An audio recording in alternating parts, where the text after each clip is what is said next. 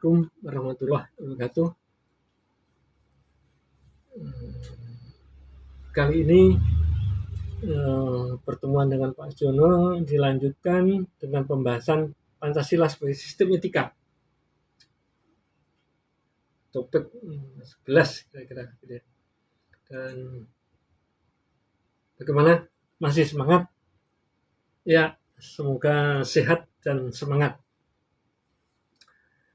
Nah, yang ada 3 subnya, pengertian etika, kemudian etikanya Pancasila, dan Pancasila sebagai solusi problem bangsa dalam etika tadi. Pengertian etika secara etimologis atau asal kata bahasa Yunani adalah ethos yang berarti watak, kesusilaan, atau moral, mores yang berarti adat atau cara hidup, adat istiadat atau cara hidup. Ya, dalam bahasa Arab disebut akhlak, artinya tingkah laku. Etika disebut juga cabang filsafat yang bicara tentang baik buruk dari tingkah laku. Ya, tingkah lakunya itu baik buruk atau hakikat tingkah laku itu hakikat baik buruk.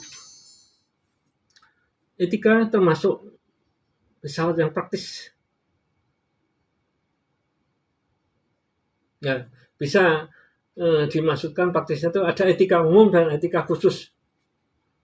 Tapi etika sendiri kan sebenarnya tentang baik buruk, gitu ya. Ya, menolong itu baik, tapi menolong dengan membunuh, nah itu tidak baik. Tapi menolong hakikatnya baik.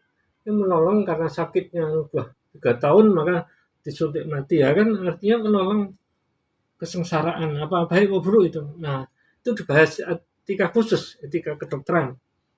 Jadi kalau teknik, ya ini baik kalau melalui undang-undang tentang prosedur pembuatan konstruksi misalnya, atau elektro juga soal konstruksi memenuhi atau tidak. Etikanya memenuhi, tapi karena kurang banyak untungnya misalnya, itu etika khusus, etika dalam etika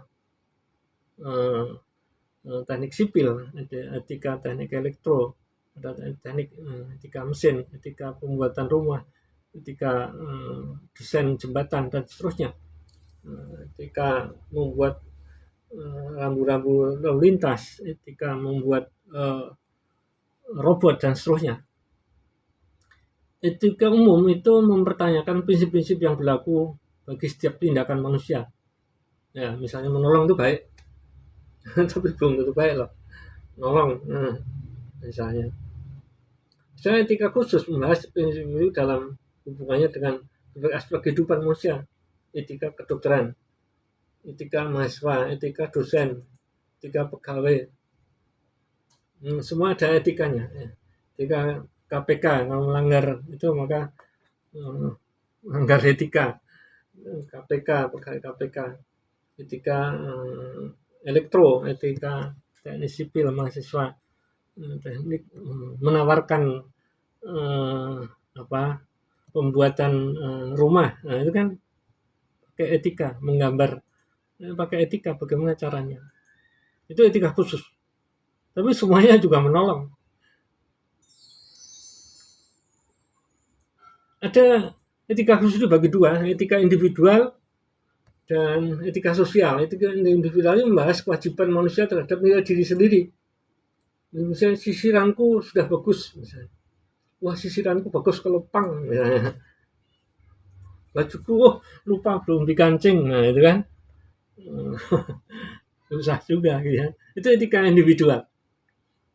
Wah, di bibirku ada sisa makanan, nah itu kan malu-malu. Nah, ada etika khusus yang sifatnya individu.